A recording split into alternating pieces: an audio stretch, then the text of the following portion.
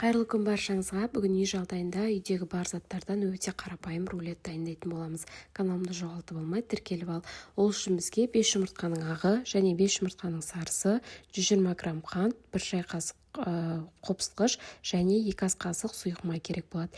Ең алдымен ақ-уызымызды жақсылап араластырамыз.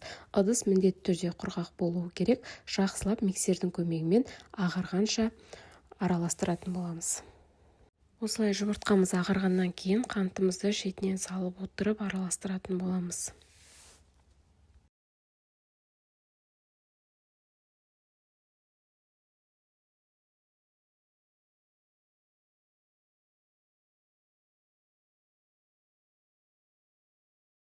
Сұйық майымызды құйып жақсылап араластырамыз.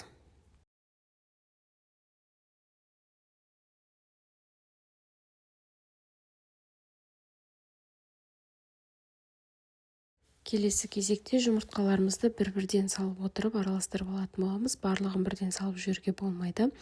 Дәл осылай бір-бірден салып шығамыз. Енді ұн мен қопсытқышымызды електен өткізіп аламыз. Дәл осылай салып лопатканың көмегімен төменнен жоғарыға қарай жақсылап араластырамыз. Осымен біздің массамыз дайын болды. Енді пергамент қағазын төсеп жақсылап орналастырып шығамыз. 170 градуста 13-15 минут пісіріп алатын боламыз. Осымен біздің бисквитіміз дайын болады.